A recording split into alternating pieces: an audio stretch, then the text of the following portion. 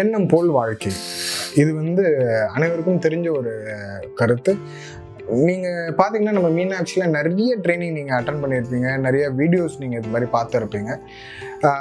நம்ம வேலையில் நம்மளோட மீதி இருக்க வீடியோஸ் எல்லாமே நம்ம வேலையை எப்படி செய்யணும்னு சொல்லி கொடுக்கும். இந்த வீடியோ என்னன்னா நம்ம வேலையை எப்படி உறுதியாக செய்கிறதுன்னு சொல்லி கொடுக்கக்கூடிய ஒரு வீடியோ. இதில் நீங்கள் ஒரு நிறைய நல்ல ஸ்டாஃப் நம்மளுக்கு அமைவாங்க. ஆனால் சில சமயத்தில் நீங்கள் பார்த்தீங்கன்னா பாதி வழியில் அவங்க விட்டு போகிறதுக்கான சான்சஸ் இருக்கும். ஸோ நம்ம நல்லா வண்டியை ரோட்டில் ஓட்டிகிட்டு போனாலும் எழுத்தாப்பில் வரவன் நம்மளை இடிக்காமே இருக்கணும். ஆனால் நிறைய நேரத்தில் இடிச்சிருவாங்க. இடித்தா நம்ம கீழே விழுந்தோன்னா தலையில் அடிபட்டுச்சுன்னா நம்மளோட உயிர் போயிடும். அப்போ நம்ம தலைக்கு தலை கவசம் அணிகிற மாதிரி நம்ம எண்ணங்களை உயர்வாக வச்சுக்கிட்டோன்னா நம்மளால் ஒரு லாங் ஜேர்னி ஒரு நல்ல ஒரு ஆர்கனைசேஷன் நம்மளை போல் ஒரு ஆர்கனைசேஷனில் இருக்க முடியும். ஸோ இது வேலை செய்யக்கூடிய இடத்துல தெரிஞ்சக்கூடிய உளவியல்னு சொல்லலாம், இல்லை சைக்காலஜி அட் ஒர்க் அப்படின்னு சொல்லிடலாம். இந்த ட்ரைனிங் முழுக்க நம்மளோட எண்ணத்தில் தான் இந்த ட்ரைனிங் இது இருக்கும். ஒரு நல்ல மனிதர் நல்ல திறமையானவர், நல்ல திறமை உள்ளவங்க கண்டிப்பாக நல்லா வேலை செய்ய போகிறாங்க.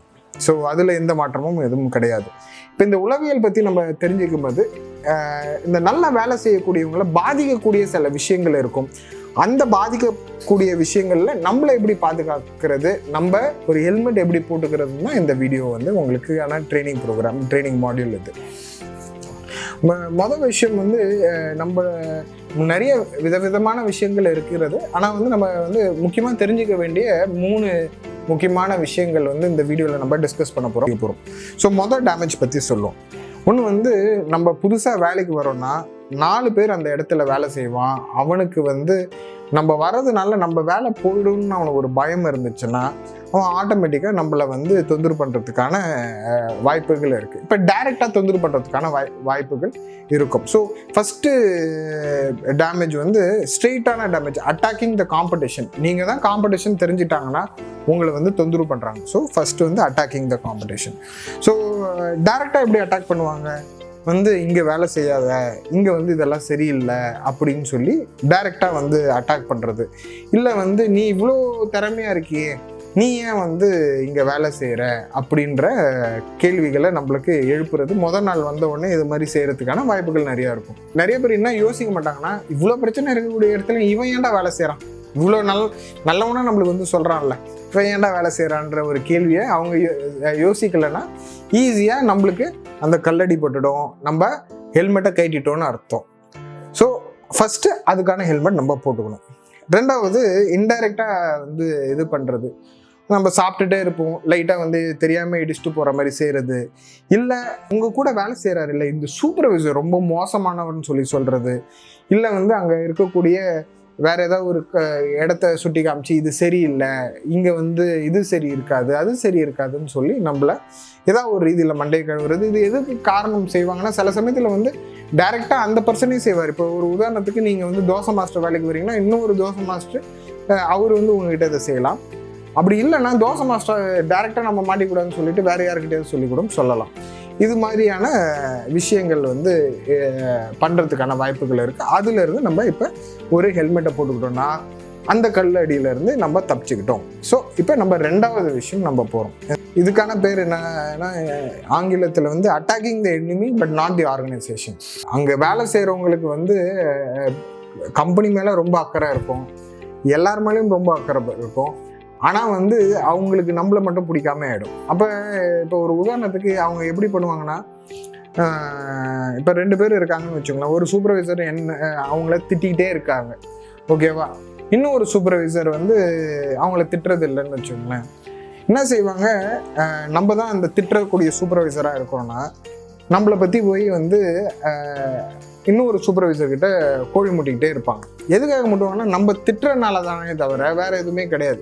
நம்ம வேலையை செய்கிறோம், கம்பெனியை பார்த்துக்கிறோம், போகிறோம். அவங்களுக்கு கம்பெனி மேலேயும் எந்த கோபமும் கிடையாது, முதலாளி மேலேயும் எந்த கோபமும் கிடையாது. ஆனால் இவர்கிட்ட கோழி முட்டி என்ன ஆகிடும்னா, இவர் ஒரு சமயம் நம்ம மேலே ஓ இவன் கெட்டவன், இவன் இப்படி அப்படின்னு சொல்லி எண்ணம் வளர்த்துக்கிறதுக்கான சான்சஸ் இருக்கும். அப்போ அவர் நம்மளை தொந்தரவு பண்ணுற மாதிரி இருக்கும். நம்ம 2 சூப்பர்வைசரும் நல்லா இணக்கமாக வேலை செஞ்சால் தான் கடை நல்லாயிருக்கும். இது மாதிரியான பிரச்சனைகள் வரும்போது கடையில் நிறைய பிரச்சனைகள் வரும்.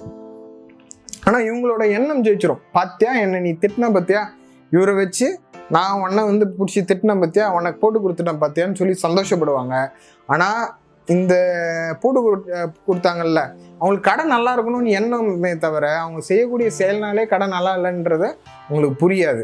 ஸோ இந்த விதத்துலையும் நம்ம வந்து நம்மளை ப்ரொடெக்ட் பண்ணிக்கணும். நம்ம அந்த நல்ல சூப்பர்வைசராக இருக்கிறோம், கரெக்டாக இருக்கிறோன்னா இது மாதிரியான விஷயங்களை நம்ம ப்ரொடெக்ட் பண்ணிக்கணும்.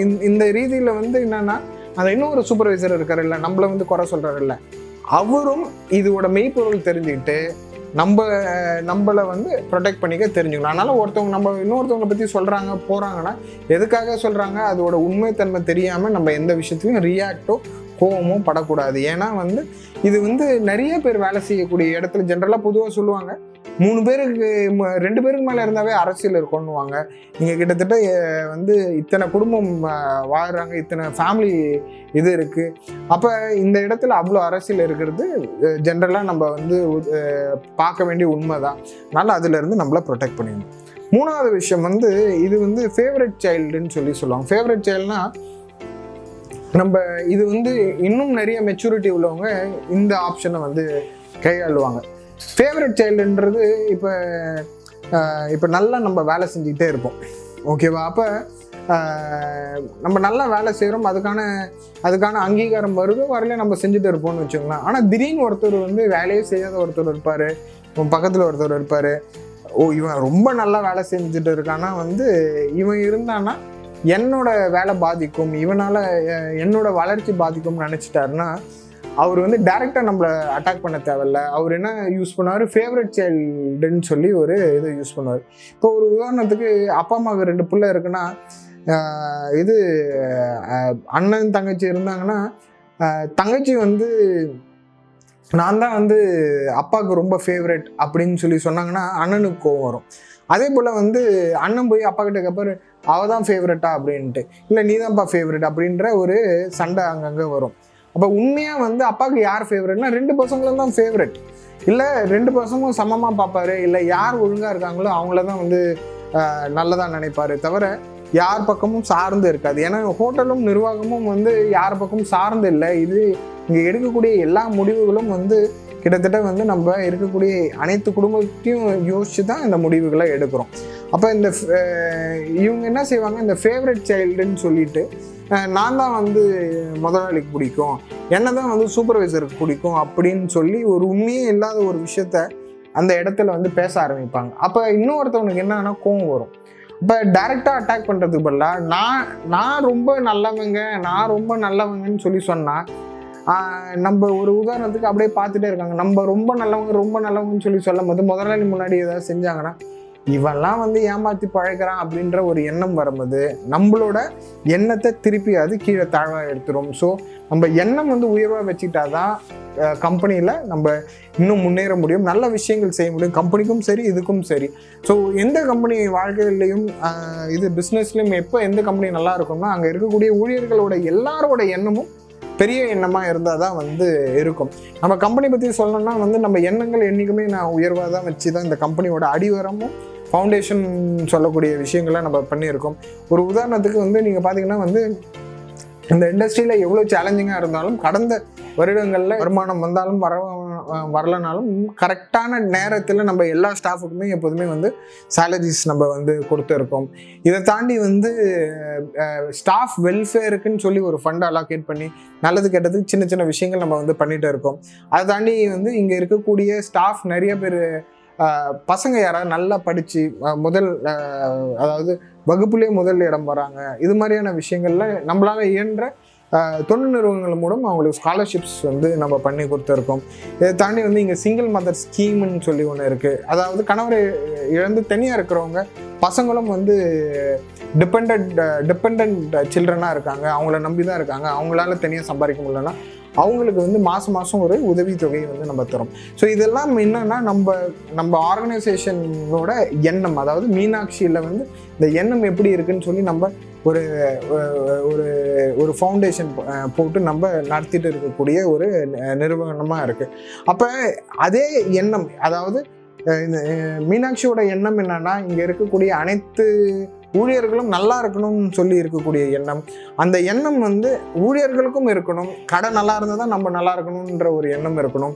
ஸோ அந்த எண்ணத்தை உயர்வாக வச்சு இருக்கணும்னா நம்ம வந்து இது மாதிரியான உளவியல் சார்ந்த விஷயங்களும் நம்ம தெரிஞ்சுக்கணும். இது ஆக்சுவலாக வந்து ஒரு எக்ஸ்பெரிமெண்டலாக தான் நான் இந்த ட்ரைனிங் பண்ணுறேன். இந்த ட்ரைனிங் வந்து எப்படி வந்து ஸ்டாஃபுக்கு கொண்டு போய் சேர்க்குறதுன்னு எனக்கு தெரியல. ஆனால் ஒரு உளவியல் சார்ந்த ட்ரைனிங் இருக்கணும் நம்ம ஸ்டாஃபுக்குன்றதுக்காக தான் இந்த வீடியோ பண்ணியிருக்கேன்னு வச்சுக்கோங்களேன்.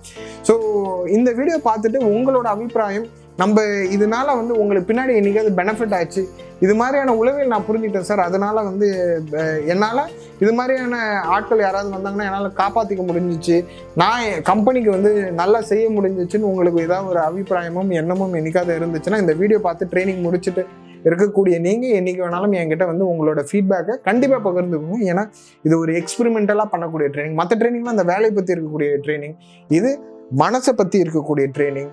ஸோ எண்ணம் போல் வாழ்க்கை, எண்ணங்களை உயர்வாக வச்சுக்கோங்க, வாழ்க்கையில் உயருங்க. மீனாட்சி உங்களுக்கு என்றைக்கும் துணை இருக்கும். நீங்களும் வாழ்க்கையில் இன்னும் மேலும் மேலும் உயரணும், உங்கள் குடும்பம் நல்லா இருக்கணும்னு சொல்லி நான் வேண்டிக்கிறேன். நன்றி, வணக்கம்.